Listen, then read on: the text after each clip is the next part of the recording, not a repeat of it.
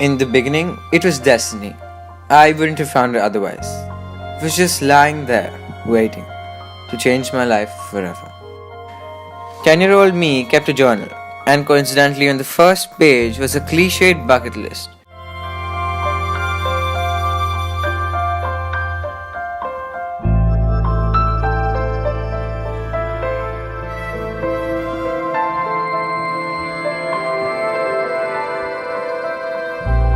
Of simple things I wanted to accomplish.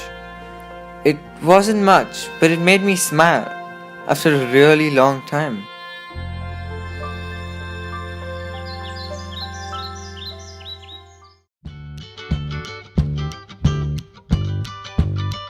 This is the first entry to document my journey.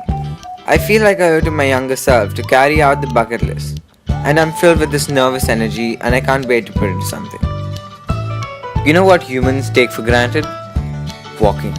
We're so busy running after time lost through cars and bikes and trains and planes that we forget to observe the effects of our time lost. I ran today, as much as I could, as hard as I could. We're so particular to avoid losing time, but what if for one day we do get lost? I tried running around to get lost, but Panjim was like the welcoming streets of home. Note to self: start observing the environment before it's too late.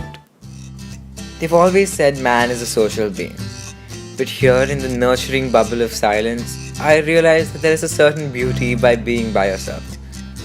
For once, everything is clear and seems so much more important than it is. Every bite I take, I'm thankful and I'm inspired to give back. I'm thriving in an environment which preaches sustainability. As a kid, I was intrigued by senses. Touch, taste, scent, sight, sound.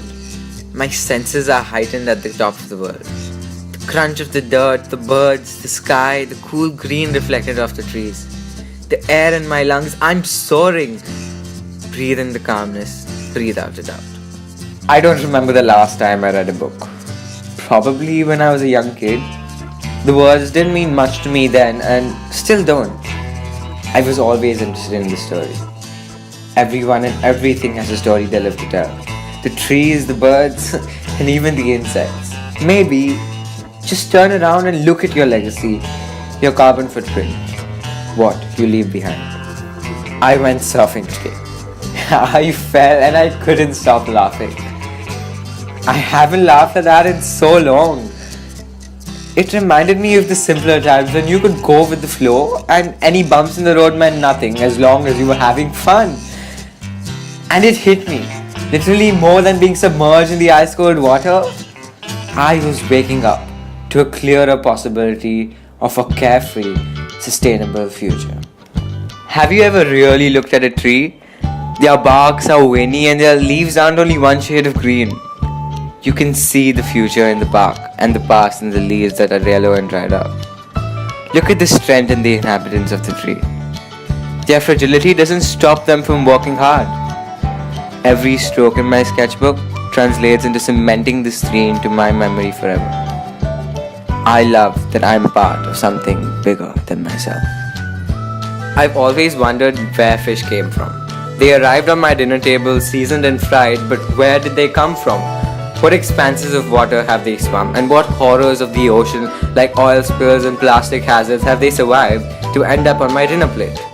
My Goan brethren before me have wielded the elusive rod to provide for the family. I decided to stay true to my roots, in a time where all people want to do is hack them off. In the comfort of darkness, I truly think I've found myself. It's a bit of a stretch to say that it's because I've been so tense about moving away from literal paradise. Tonight, the stars are shining for me.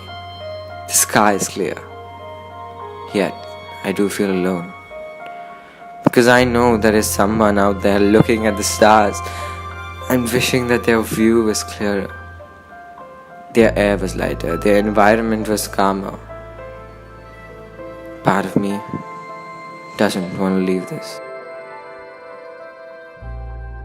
This is the last thing on my list. I'm leaving tomorrow. I'm not scared anymore. I will always remember Goa with these memories I had set out to create. I didn't expect to find peace with myself and the environment. It was all secondary to me. The best part is, I'm no longer tensed about a new environment.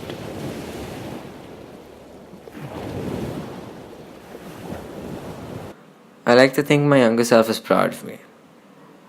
And for all that's worth, I am too. Thank